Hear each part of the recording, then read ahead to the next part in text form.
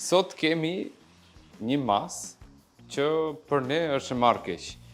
Jo për dëshirën tonë, por le të themi teknika që ka ndjek mjeku nuk është aq e saktë sepse e tregon masa imët që është me spesor goxha të madh. Kjo ndodh si pasojë që kur merret masa me Putin, mjeku nuk ka shku ta pastrojë ose t'i heqë ndërkatet dhe kur do të vendosësh pastaj në masën e imët për herën e dytë, kjo të krijon një lloj vakumi që nuk ke zhyt dot deri në fund dhe nuk të dalin, le të themi, detajet e sakta.